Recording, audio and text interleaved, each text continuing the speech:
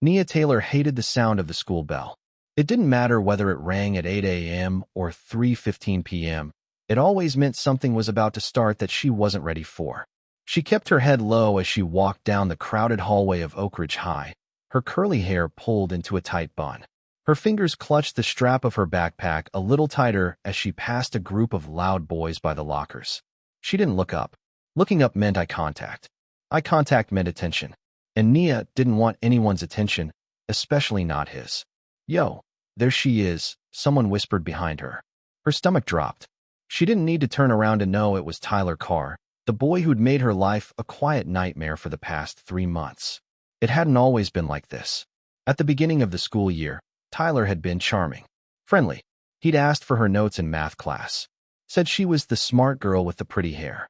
Nia, who had always been cautious, had let her guard down just enough to smile back.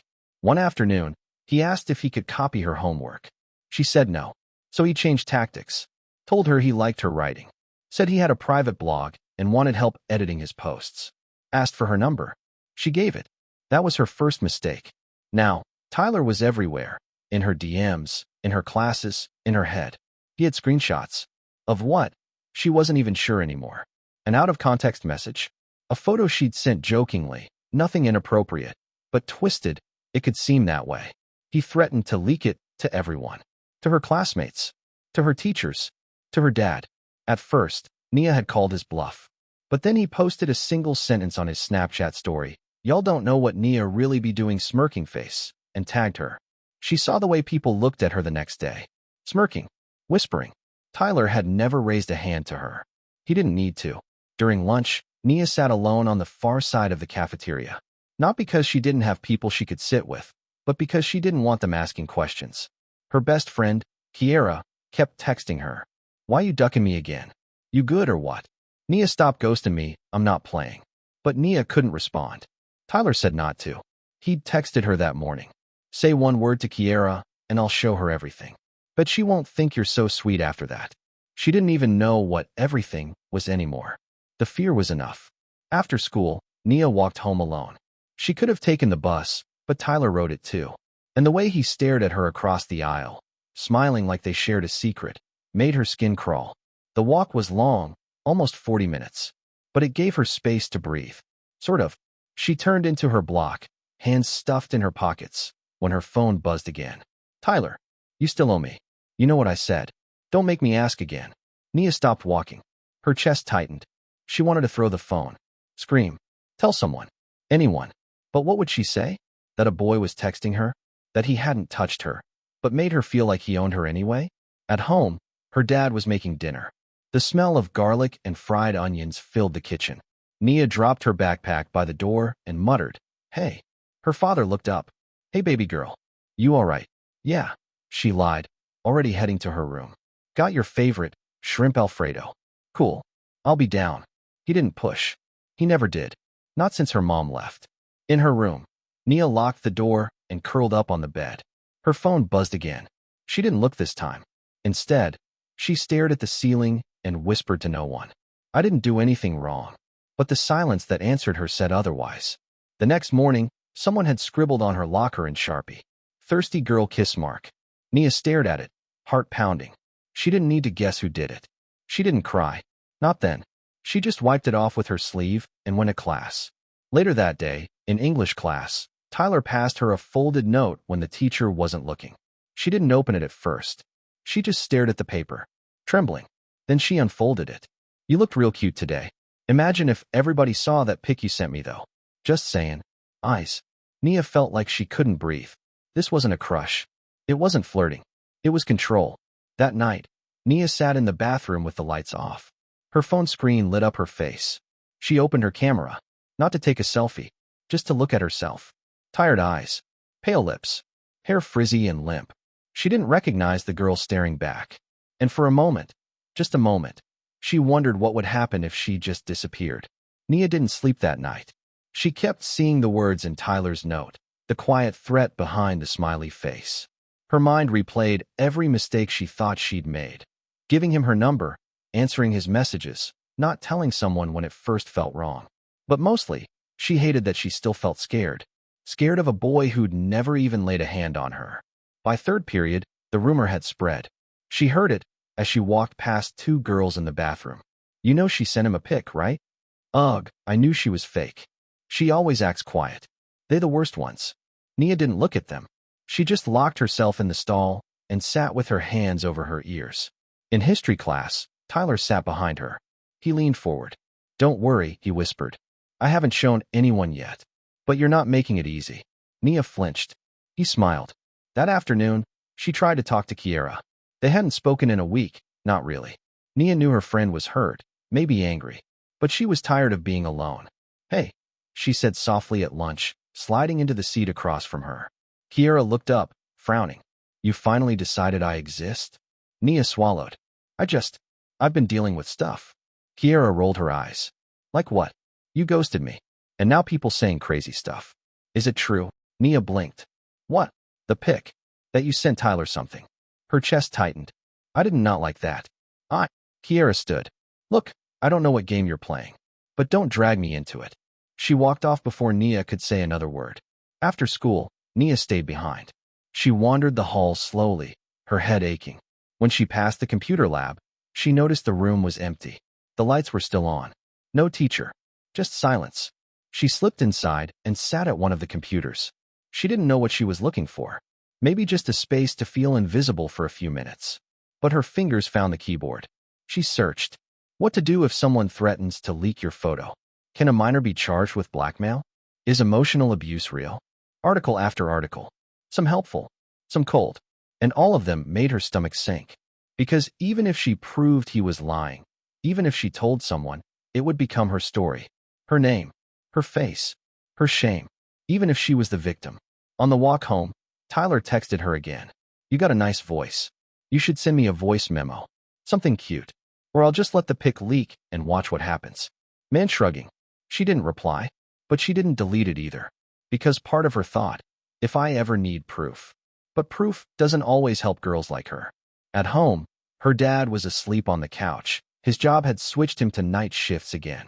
Nia walked into the kitchen, poured a glass of water, then stood there motionless. For the first time, she wondered what her mom would have said, what she would have done. But that question had no answer. Her mother had left when Nia was 9. Never wrote. Never called. Nia had stopped asking why. That night, she sat in her room, lights off, headphones in, listening to a meditation app she'd downloaded in a desperate attempt to feel something normal. But it didn't help. She stared at her phone. She opened the audio recorder, pressed record, and just sat, breathing, until the red light blinked off again. She didn't send anything, but she had almost done what he asked. And that scared her more than anything else. The next day, something changed. Tyler stopped smiling. He didn't speak to her in class. Didn't text her all morning. Nia didn't trust it. Silence could be more dangerous than noise. After school, she found out why. Someone had spray-painted the boys' bathroom stall with a message. Tyler Carr is a predator. Ask him about Nia. It was everywhere. Screenshots. Photos. Whispers. Girls started looking at Nia differently. Not all kind. But not cruel, either. Some looked curious, like maybe they believed her. But not all. Tyler caught her by the lockers before she could leave. You think that was funny? His face was red. He looked like he'd barely held it together all day. I didn't do that, Nia said quietly. Don't lie to me, he hissed. I didn't. You better fix it, or I swear I'll ruin you. Nia didn't move, didn't cry, didn't blink. She just said, you already did. The school felt different the next day. Not safer. Just off. People still stared, but the expressions had shifted. Some kids smirked like they were in on a joke. Others whispered and avoided eye contact. It wasn't sympathy. It was gossip. And Nia was tired of being the headline. She tried to slip into homeroom early, but Ms. Connors, her teacher, stopped her just as she reached her desk. Nia, can I talk to you for a second?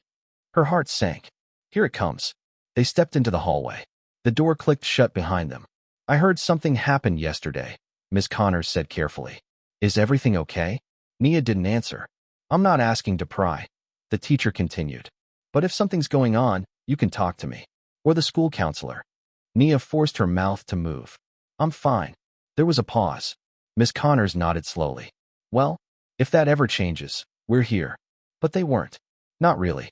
Because if Nia told them the truth, they'd want details. They'd need names, proof, questions she didn't have answers to. And even if she had all that, who would believe her? She was a 15-year-old black girl in a school where most teachers still confused her name with the other black girls. Tyler stayed quiet all day. He sat in the back of math class, scribbling furiously in his notebook, not looking up once. But Nia could feel the tension, like a storm charging the air around him. When she opened her locker before gym, a piece of paper fell out. "You think you're safe now?" "Bet." That was all it said. No name. But she knew. In the locker room, the girls' conversation buzzed like static in the background. "I heard she made it all up for attention. He's hot, though." "I don't believe it. She's always acting all smart and innocent." Maybe she was into it. Nia sat on the bench, tying her shoes, hands shaking. She didn't speak. She didn't have the strength to defend herself against girls who didn't even care what was true. That night at home, Nia finally told her dad part of it. "Have you ever been scared of someone?" she asked. "Even if they never hit you?" Her father looked up from the couch, his brow creased. "What do you mean?" "Just scared. Like, they can still hurt you, even without touching you." He took a long breath. "Yeah, I have." Nia looked at him for a moment. "What do you do?"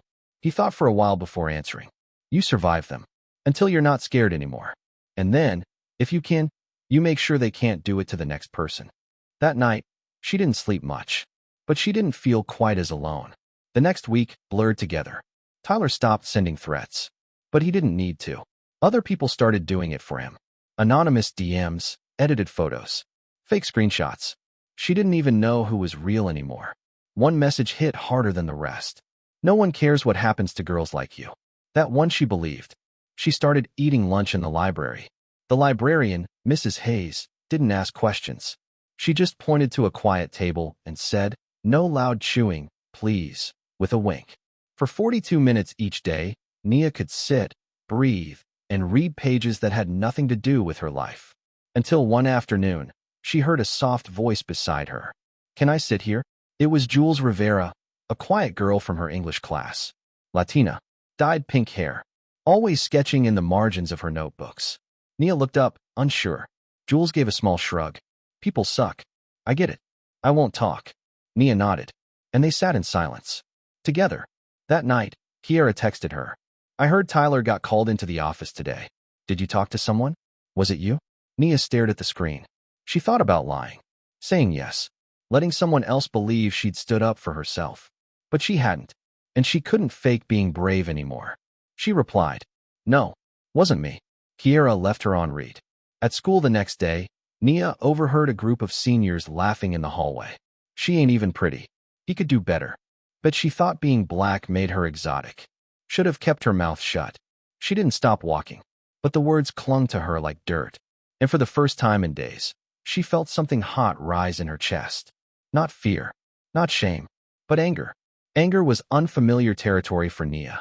She'd spent so long trying to be good, quiet, respectful, invisible. That rage felt like something shameful, like it didn't belong to girls like her. But lately, it had started to bloom, dark and hot, just under her skin. She felt it when Tyler walked past her like nothing had happened. She felt it when teachers smiled at him but avoided her eyes. She felt it when people still laughed at the same racist jokes in the cafeteria, like none of this mattered. Like she didn't matter. And she was tired of swallowing it. In English class, Ms. Cleary gave them a writing prompt. Write a monologue as if someone finally said what they were afraid to say. Nia stared at the blank paper for 5 minutes. Then 10. Her hand trembled as she picked up her pen. And she wrote. Not about Tyler. Not directly. But about a girl. A girl who had something stolen from her. Not her phone, not her body, but her safety. Her voice. Her sense of self. She wrote about silence and shame and how pain can grow in the quiet corners of your life until it fills every part of you. She didn't stop writing until the bell rang. When she handed it in, Miss Cleary looked at her strangely. Not suspicious, just soft. Later that week, Jules passed her a sketch in the library. It was a pencil drawing of a girl with big curly hair, tired eyes, heavy shoulders, but behind her, a shadow shaped like a lion. Nia stared at it. "Is that me?" she whispered. Jules shrugged. "I draw what I see." For the first time in a long while, Nia smiled. A real one. But the school wasn't done with her. That Friday, someone slid a folded paper under her locker. In thick marker, "Your story don't matter. You ain't special. You just mad he didn't want you back." There was no name. Just that sick feeling again, the cold shame curling in her stomach like smoke. But this time, she didn't rip the note. She tucked it into her backpack. As evidence, that night, her dad came home early. They ordered takeout, sat on the couch, and watched a documentary about stolen art and lies in high places. Halfway through, Nia said, "Why do people lie about things that matter?" Her dad looked at her, thoughtful. "Because the truth scares them. And because lies are easier to sell when you're louder than the people you're hurting." Nia didn't answer, but she was listening. The next day, she opened her DMs to find a message from an unfamiliar account. No profile pic. No name. "He did it to my cousin too. She dropped out last year. Never said why. But now I know." Nia stared at the screen, froze, then typed, "Who are you?" No response. But that night, she couldn't stop thinking. It wasn't just me. On Monday, the principal made an announcement about online bullying and respecting privacy, the kind of vague school-wide speech that said everything and nothing. Tyler looked unbothered, still laughing with his friends, still walking around like nothing could touch him. But Nia was beginning to understand something. People like him counted on your silence. They counted on fear to keep you still. And maybe she wasn't ready to speak up yet. Not to the school, not to the world. But she wasn't afraid to keep watching, to keep collecting, to keep surviving. That afternoon, she stayed after class with Miss Cleary. The teacher smiled gently. "I read your monologue. It was powerful." Nia nodded, unsure what to say. "You don't have to explain it," Miss Cleary said. "But if you ever want to talk, or want me to help you connect with someone who can actually help, I'll be here." Nia hesitated, then said the bravest thing she could manage. "Can I give you something else to read?" She pulled out her phone and emailed Miss Cleary screenshots. Just a few. Enough to prove she wasn't lying. Not everything, but something. Miss Cleary read in silence. Her jaw clenched. "I believe you," she said. And Nia, for the first time in a long while, felt the air shift around her. The words, "I believe you," rang in Nia's ears for hours. Not because they fixed anything, not because they erased the damage, but because they were the first words that hadn't made her feel crazy. By the next morning, nothing looked different at Oak Ridge High. The halls were just as loud, the looks just as sharp, the laughter just as careless. But something inside Nia had shifted. She wasn't hopeful, not exactly, but she wasn't numb anymore. And that meant something. Miss Cleary didn't say anything in front of the class, but when Nia walked in, their eyes met for half a second. There was no smile, no pity, just a small nod, like a silent promise. "I see you." It was enough. After lunch, someone knocked her books out of her hands in the hallway. A boy she didn't know, some junior, laughed as he walked off. No one helped.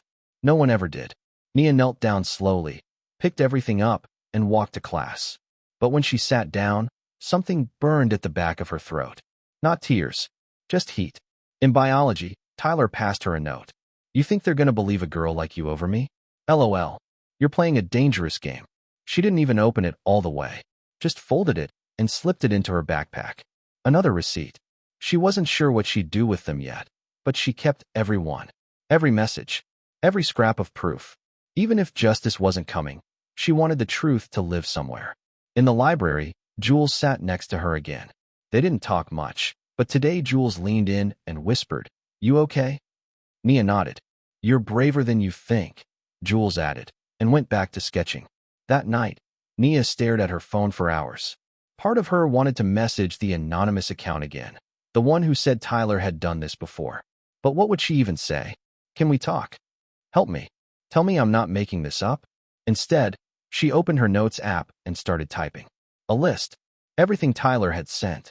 Every lie she'd heard about herself. Every time a teacher looked the other way. Every rumor. Every silence. She didn't know why, but it felt like building a map of a maze no one else could see. The next morning, someone had written a new message on the bathroom stall. "Nia's lying. Just mad he curved her." It was in a different handwriting. Someone else this time. She stared at it for a moment, then took a photo. Later, she used a marker and crossed out the words. Underneath, she wrote, "You don't know me. Stop pretending you do." She didn't expect anyone to see it. She just needed to say it, even if it was to a wall. Miss Cleary called her in after school. They sat in the empty classroom, the walls lined with student posters and tired motivational quotes. I spoke with the counselor, Miss Cleary said. I didn't give details. Just said there's something happening that needs attention. Nia looked up. You didn't say my name? No, she said softly. But if you want to speak to her, officially, we can go together. Or I can step away. Your call. Nia hesitated. The thought of telling a stranger everything, of seeing that look on their face, that tight, polite shock, made her skin crawl. But so did keeping it all in. I'll think about it, she said. Miss Cleary nodded. That's okay. Just know, you're not alone in this. But the truth was, she still felt alone. Especially that night, when a private account posted a blurred photo of a girl, curly hair, hoodie, head turned, but clearly Nia. Captioned, not so innocent after all. Smirking face. It spread fast. By the time she found it, it already had 37 shares. She froze. Her hands went cold. Her mouth dry. She didn't even cry. Just stared. Because this was what Tyler meant. This was what he'd do. She reported the account. It was taken down the next morning. But the damage? Already done. And now the whispers had teeth. In gym class. At lunch. In the hallways. Thought she was better than everyone. She brought it on herself. She's always playing the victim. Nia sat in the bathroom stall for 10 minutes that day. Just breathing. Her phone buzzed once. A message from Jules. If you need to disappear for a while, I get it. But if you don't, I'll be sitting in our spot after school. With snacks. Nia stared at the message for a long time. Then typed. I'll be there. The next day was cold. Overcast skies. Wind that bit through her jacket.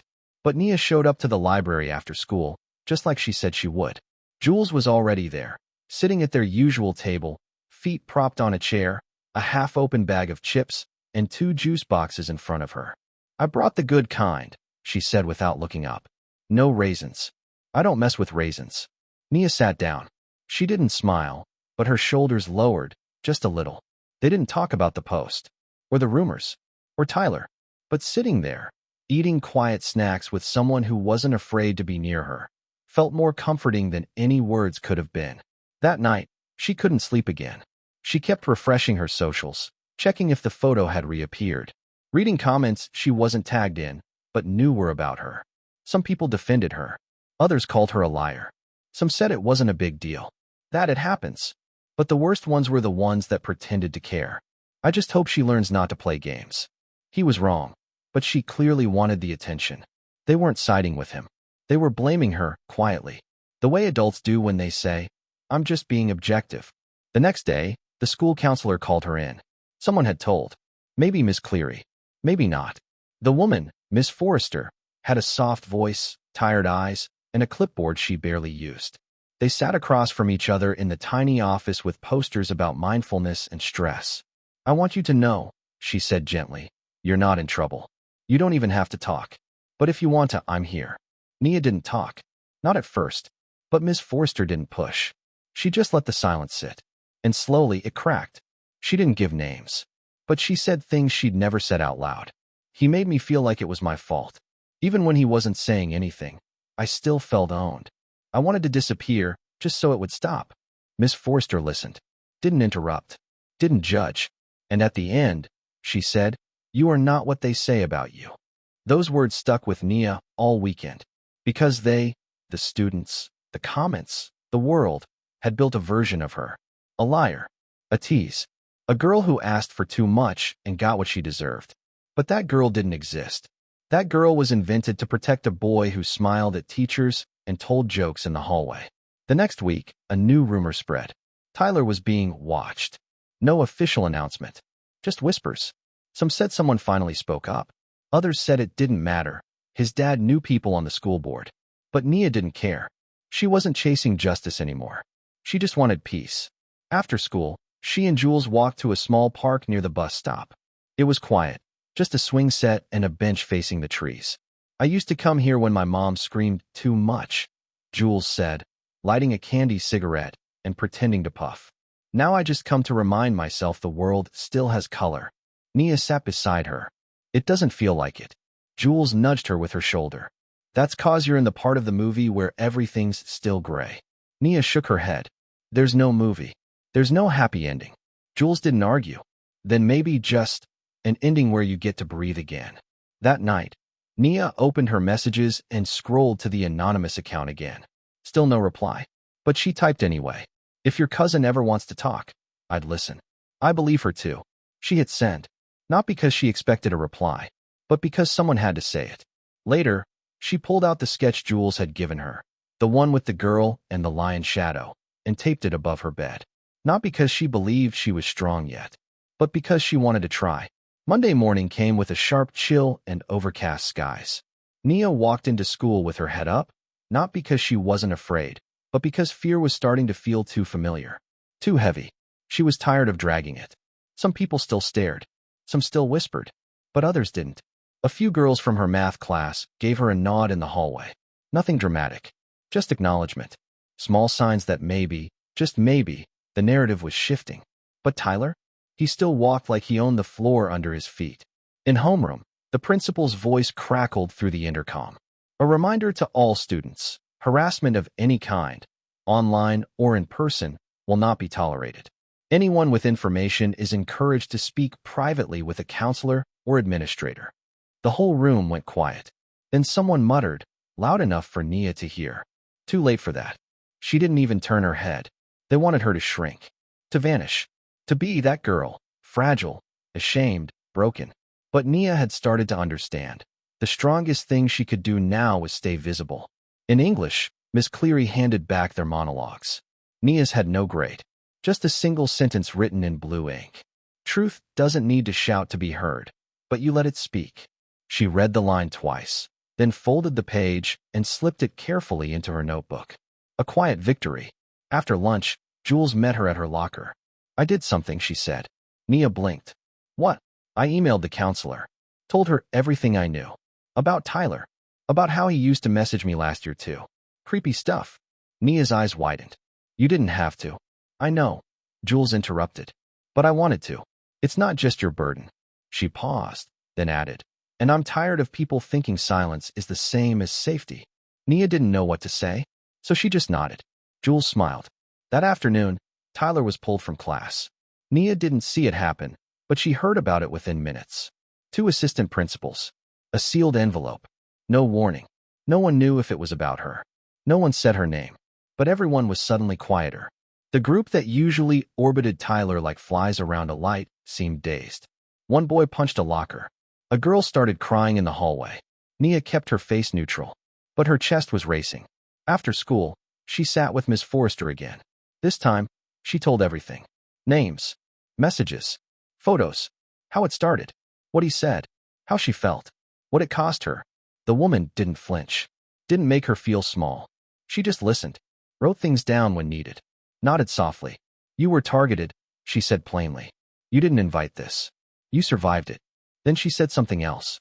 Something no one else had said. Do you want to file a report? Nia blinked. Not because she hadn't thought about it, but because it was the first time someone offered without pressure. I don't know, she whispered. Would it even matter? Miss Forrester took a long breath. I can't promise what'll happen, but I can promise it would go on record. That someone would have to listen. And that was more than Nia had ever been given. That night, she told her dad. Everything. He sat still for a long time after. Then said, I'm sorry I didn't see it. Nia shook her head. It's not your fault. No, he said. But I should have asked better questions. Listened harder. He leaned forward. Whatever you decide, report or not, I'll stand with you. Later, in her room, she opened her phone again. A new message. Same anonymous account. She'd talk to you. But she's scared. Nia stared at the screen. Then typed. Tell her I understand. I'm scared too. But she's not alone anymore. She pressed send. And for once, the fear didn't outweigh the feeling that she was doing something that mattered. 2 days later, Nia filed the report. She didn't tell anyone right away. Not even Jules. The process was quiet, cold, full of disclaimers and forms. She sat in a small room with Miss Forrester and an outside investigator.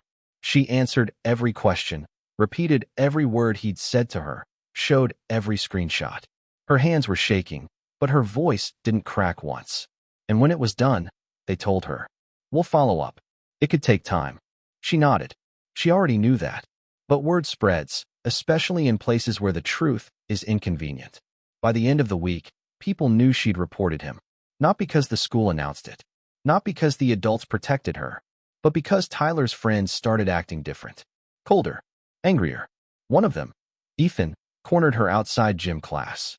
"You happy now?" he spat. "You're ruining someone's life over a misunderstanding." She didn't move. She didn't flinch. She just looked him in the eye and said, "He ruined it himself." After that, the real hate started. Not physical. Not direct. Worse. Subtle things. People whispering, "attention seeker," as she passed. Teachers who once praised her now skipping over her in class. Students unfollowing her in waves. Her locker defaced with the words, "Liar." It wasn't the violence that hurt. It was the silence. The way everyone acted like her pain was inconvenient. Like she was making school uncomfortable. She wanted to scream. "I didn't ask for any of this." But they wouldn't have heard her anyway. They weren't listening to begin with. That night, she almost deleted everything. Her proof. Her photos. Her messages. Because what was the point? But then a new message appeared. From a real account. A girl named Shannon. From a different school. "Hi. I heard what happened. I went through something like this too. No one believed me. But I believe you." Nia stared at the message for a long time. Then another came. And another. Girls she didn't know. Girls who had heard. Girls who had lived it. And suddenly, Nia realized. Her voice wasn't an echo anymore. It was a signal. She met with Jules again in the park. "Did you think it would feel better?" Jules asked, picking at the grass. Nia nodded slowly. "Yeah, I thought. Telling the truth would fix something." "Me too," Jules said. "But sometimes it just opens people's eyes. Doesn't mean they like what they see." Nia looked down at her phone. One of the new messages read, "They tried to silence you. But now we're louder." The next Monday, the school announced that Tyler was no longer attending Oak Ridge High. No details. No apology. Just gone. His friends still lingered. Still glared. Still spread rumors. But it didn't matter the same way anymore. Because the lie they tried to write over her life, the one where she was weak, dramatic, delusional, was unraveling. And in its place, a different story was forming. One she was finally starting to write herself. That evening, Miss Cleary handed her a book after class. "The Fire Next Time," by James Baldwin. "You might be ready for this," she said. Nia flipped through the pages and paused at a line underlined in pencil. "You think your pain and your heartbreak are unprecedented in the history of the world, but then you read." She closed the book softly. It didn't erase what happened. It didn't make her whole again, but it reminded her she wasn't the first, and she wouldn't be the last. That night, she started writing something new. Not just notes or screenshots, but her story. Every page. Every name. Every silence. She didn't know if she'd ever show anyone. But writing it meant she was still here. Still standing. And not done yet. The days after Tyler left were a strange mix of relief and emptiness. Nia woke up each morning feeling lighter, but the silence around her felt heavy, like a space where voices used to be, now echoing with absence. Her classmates avoided her gaze. Conversations stopped when she walked in, and hallways that once buzzed with whispers turned quiet. It was as if the school was trying to pretend nothing had happened. At home, her dad noticed. "You're quieter these days," he said one evening while they shared dinner. Nia shrugged. "It's just, we're at school now. Like I'm invisible." He reached across the table and squeezed her hand. Sometimes, silence is its own kind of noise. At school, Miss Cleary continued to support her quietly. One afternoon, she handed Nia a letter. "It's from the school board," she explained. "They want to meet with you about the policies on harassment and student safety." Nia felt a surge of nervousness. The letter was official, with a logo and a signature. The meeting was intimidating. Several adults sat around a polished table, asking questions in clipped tones. They asked if Nia felt safe at school, if the staff had done enough, and what changes she thought would help. Nia spoke carefully, choosing her words. She asked for better protections for victims, anonymous reporting options, and education programs on bullying and consent. Her voice was steady, but inside, she felt like she was walking on a wire.